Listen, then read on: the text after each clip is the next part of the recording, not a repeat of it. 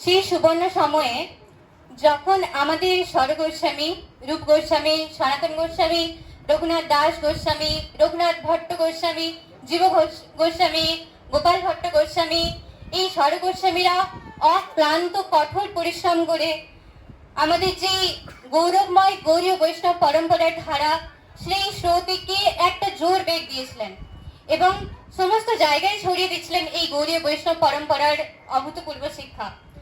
এবং সেই স্বর গোস্বামীর পরবর্তী নিয়ে এসেছিলেন 3 আচার্য, যারা স্বর গোস্বামীর উত্তরাধিকার হিসেবে এই শিক্ষা বিভিন্ন দিকে ছড়িয়ে দিচ্ছিলেন। তারা ছিলেন শ্যামানন্দ পণ্ডিত, নরোত্তম দাস ঠাকুর এবং শ্রীনিবাস আচার্য। তো তারই মধ্যে সেই শ্যামানন্দ পণ্ডিতের এক লীলাকে ঘিরে আজকের এই নাটক। তো আমরা এখন দেখব জীব গোস্বামী, যিনি স্বর গোস্বামীদের মধ্যে ছিলেন একজন। জীব গোস্বামী 3 আচার্যকে শিক্ষা প্রদান করছেন। তো চলুন আপনারা সুন্দরভাবে দর্শন করুন।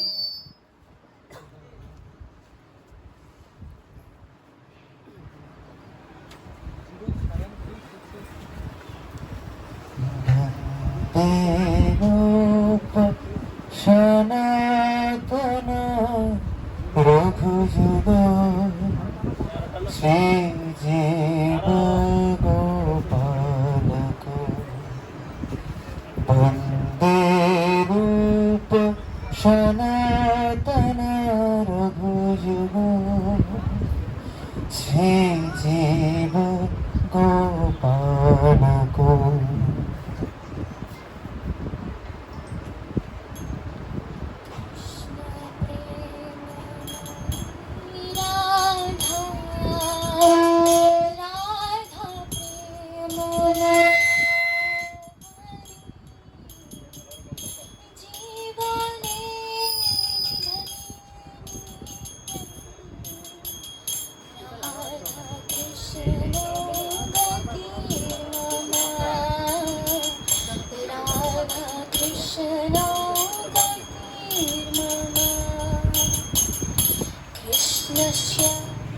द्रविणं राधा राधाया द्रविणं हरि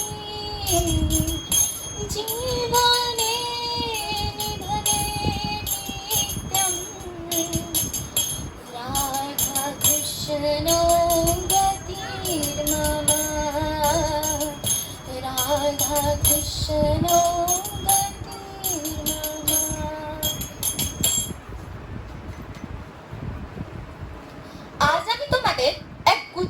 জ্ঞান প্রদান করব, যা তোমাদের কৃষ্ণ প্রেম লাভ করতে সাহায্য করবে।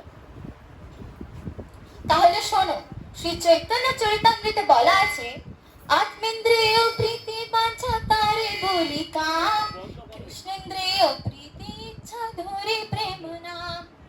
অর্থাৎ আমরা যদি নিজেদের ইচ্ছের জন্য কিছু করি তখন সেটা হলো কাম, আর আমরা যদি ভগবান কৃষ্ণকে আনন্দ দানের জন্য কিছু করি তখন সেটা হলো প্রেম।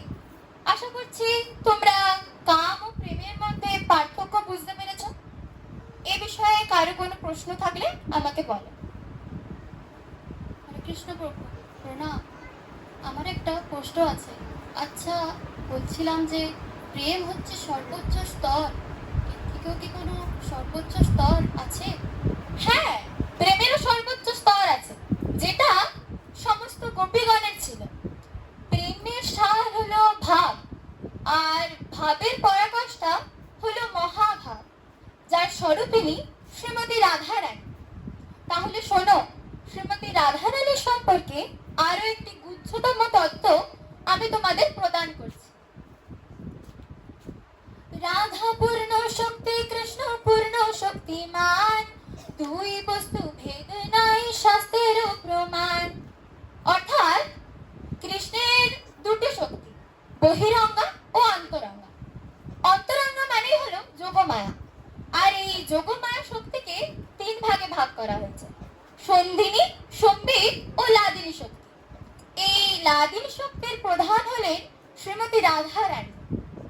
আশা করছি এই বিষয়টা তোমরা বুঝতে পেরেছো। কারো কি কোনো প্রশ্ন আছে? হরে কৃষ্ণ প্রভু, প্রণাম। প্রভু, বলছিলাম যে এই লাদিনী শক্তির কাজ কি? হ্যাঁ, খুব ভালো প্রশ্ন।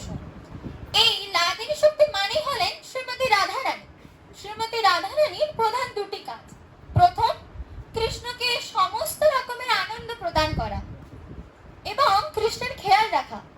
কৃষ্ণ যেখানে থাকেন শ্রীমতী রাধারানী কোনো না কোনো রূপে তাকে আনন্দ প্রদান করে। এবং দ্বিতীয়, সমস্ত ভক্তদের পোষণ করা, কারণ তিনি হচ্ছেন আমাদের সকলের মা শ্রীমতী রাধারানী। তিনি আমাদের জন্য সব সময় ভাবেন।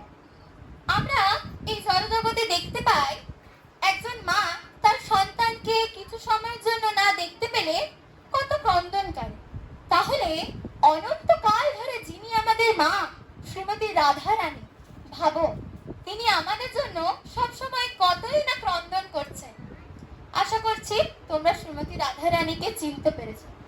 এ বিষয়ে কি কারো কোনো প্রশ্ন আছে? হরে কৃষ্ণের উপরে না প্রভু গোলকেশ্বরী রাধারানী আমি কৃপা লাভ করতে চাই এবং তার সেবায় নিযুক্ত করতে চাই। তো আমি কি তার কোনোদিন দর্শন পাবো? হ্যাঁ, পারবে। এটা খুব কঠিন কিন্তু অসম্ভব নয়। মূকং করতি বাচালং পঙ্গুং লক্ষয়তে গিরিম যৎকৃপাতমহং বন্দে শ্রী গুরু দীনতারিণাম। অর্থাৎ একজন বোবা ব্যক্তিও কথা বলতে পারবে, একজন পঙ্গু ব্যক্তিও পাহাড় লাগাতে পারবে, যদি কৃষ্ণ এবং গুরুর কৃপা থাকে। আমি তোমার গুরু, আমি তোমাকে কৃপা করছি, আর কৃষ্ণও তোমাকে কৃপা করবে, তখন তুমি অবশ্যই দর্শন লাভ করবে। আমার প্রবচন ও কীর্তনের পর তুমি ওই নিকুঞ্জের সমস্ত কুঞ্জে ঝাড় দেবে এবং সমস্ত রকমের সেবা করবে। তারপর তুমি সারা রাত ধরে শ্রীমতী রাধারানীর জন্য ক্রন্দন করবে। এই সেবা ভাব তোমার মনকে আরো পরিষ্কার করবে এবং সবশেষে তুমি শ্রীমতী রাধারানীর দর্শন পাবে। আচ্ছা, তাহলে আজকের জন্য এতটাই। এরপর তোমরা সবাই নিজেদের সেবায় নিযুক্ত হও।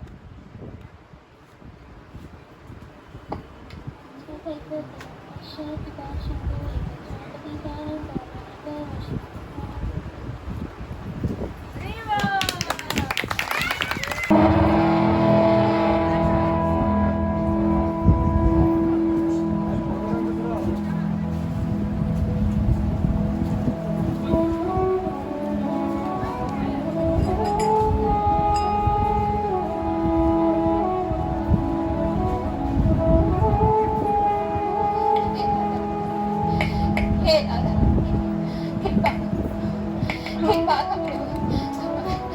এই সন্তানকে কৃপা করো।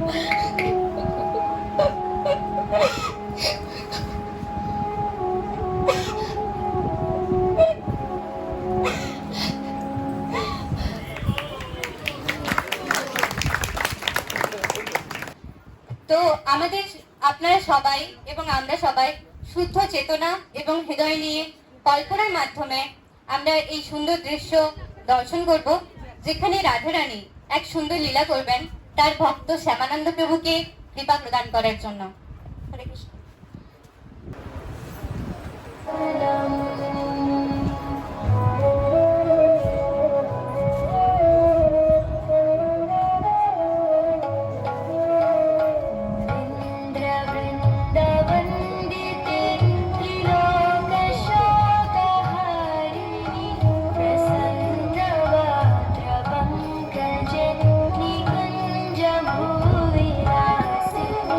Braj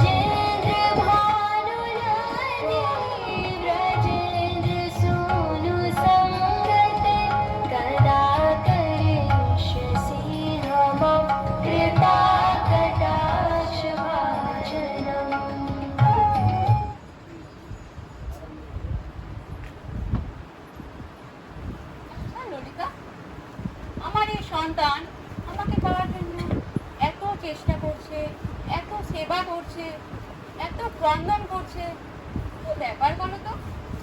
তোমার এই সন্তান তোমার কৃপা পেতে চায়, তোমাকে সে এত ভালোবাসে যে সারাদিন তোমার সেবা করতে চায়, তোমার কৃপা দৃষ্টি লাভ করতে চায়। আমার কৃপা? কিন্তু আমার কৃপা তো সে ইতিমধ্যেই লাভ করেছে। আমি আমার সমস্ত সন্তানকে কৃপা করেই রেখেছি।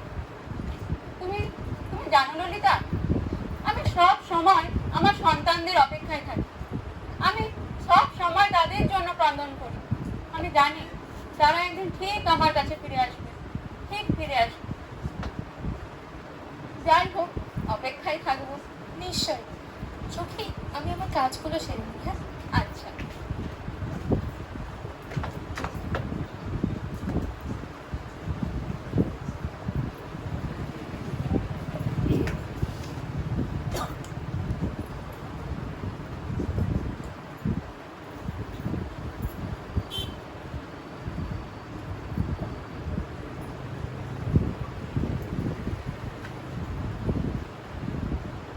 আচ্ছা ললিতা, হ্যাঁ, বলো। আমার মুকুটটা আমি খুঁজে পাচ্ছি না, কোথায় গেল বলো তো? তোমার নূপুর তুমি খুঁজে পাচ্ছ না? এটা কখনো সম্ভবই নয়। এটা নিশ্চয়ই তোমারই কোনো লীলা। হ্যাঁ, মনে পড়েছে। গত রাত্রে আমি নিকুঞ্জে গিয়েছিলাম কৃষ্ণের সাথে নৃত্য করতে। নিশ্চয়ই তাহলে ওখানেই পড়ে গেছে। যাও, একবার খুঁজে নিয়ে এসো তো। আমি জানি এটা তোমারই কোনো লীলা, তাও যখন তুমি আমায় বলছো তখন আমি একবার ঘুরেই আসি।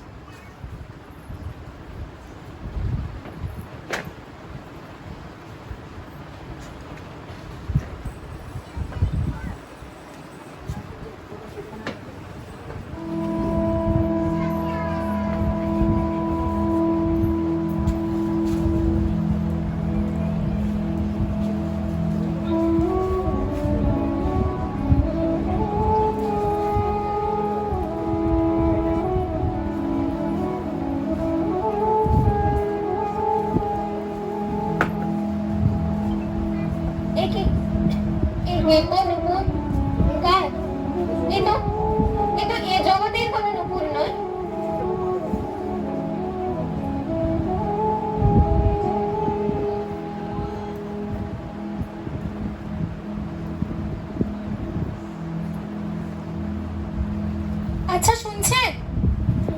শুনুন না, বলছি গত রাত্রে আপনি কোনো নূপুর খুঁজে পেয়েছেন? নূপুর? হ্যাঁ, একটা নূপুর তো আমি পেয়েছি, কিন্তু সেটা কি তোমার? আরে না না, সেটা আমার নয়, আমার সখী, সে আমাকে আনতে পাঠিয়েছে। কেন? সে নিজে কেন আসেনি? আসলে সে খুব সম্ভ্রান্ত বাড়ির মেয়ে তো, আর এখন সকাল হয়ে গেছে, তাই লোকজন দেখে নেওয়ার ভয়ে সে আসেনি, আমাকেই পাঠিয়েছে। না, আমি এভাবে দিব্য নূপুরকে দিতে পারবো না। তুমি তোমার সখীকে এখানে ডাকো, আমি এই নূপুরকে মাফ করবো, তারপরেই এই নূপুর আমি তাকে দিতে পারবো। ঠিক আছে, তাহলে তাই হোক।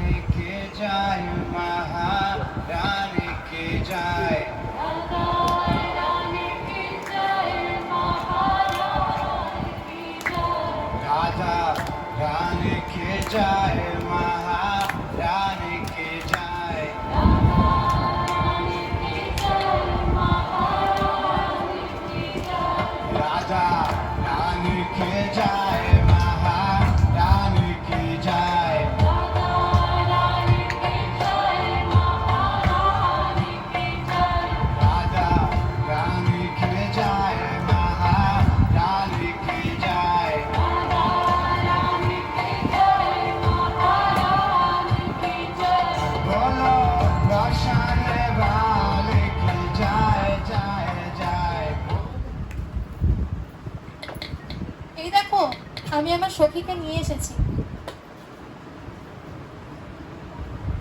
ও আচ্ছা, তাহলে আমি মেপে দেখি।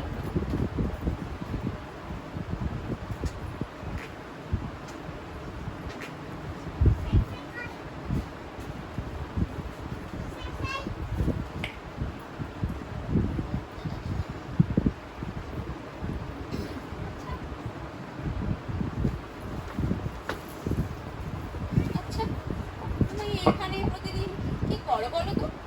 আমি আমি আমার গুরুদেবের আদেশে এখানে সেবা করি। আচ্ছা, বুঝলাম। কিন্তু তুমি যে এত সেবা করছো, এত ক্রন্দন করছো, তোমার মনে কি কোনো ইচ্ছে আছে? ইচ্ছা আছে? আপনি কিভাবে জানলেন আমার ইচ্ছার ব্যাপারে? আপনি কে? তুমি এতদিন ধরে কার জন্য অপেক্ষা করছিলে? কার জন্য এত সেবা করছিলে? কার জন্য দিন রাত ধরে ক্রন্দন করছিলে? আমি আমি তো স্বয়ং রাধারানী। আপনি কে? তাহলে আর ভাবছো কি? তুমি এতদিন যার জন্য সেবা করছিলে তিনি শ্রীমতী রাধারানী।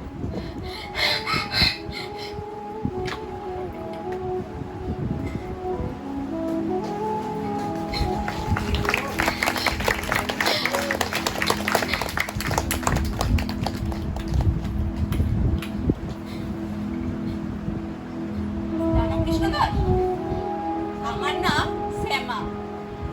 আর তুমি আমার জন্য এত সেবা করেছো, এত ক্রন্দন করেছো, আমাকে এত আনন্দ দিয়েছো, আমি খুব খুশি হয়েছি। তাই আজ থেকে তোমার নাম শ্যামা আনন্দ। আর এই পায়ে আমি তোমার কপালে স্পর্শ করলাম। এটা একটা তিলকের দাগ হয়ে গেল। তোমার যখন যখন আমার কথা মনে পড়বে, তোমাকে একটা আমি মন্ত্র দিচ্ছি। সেই মন্ত্র উচ্চারণ করলে তুমি ভাববে আমি সবসময় তোমার সাথেই আছি। ললিতা, মন্ত্রটা দিয়ে দাও।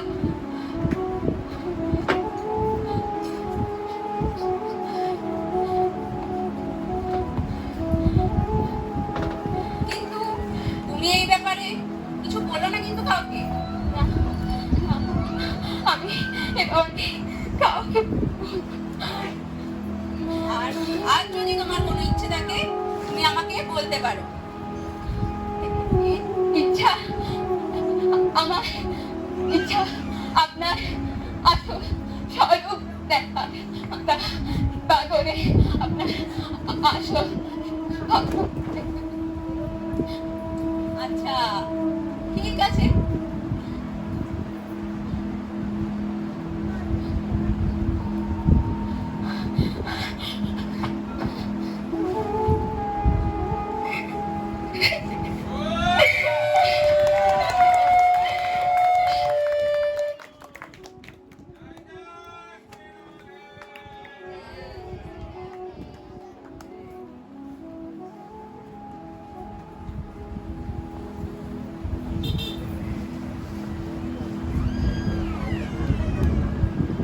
মাতা, মাতা, মাতা, আপনি কোথায় চলে গেলেন?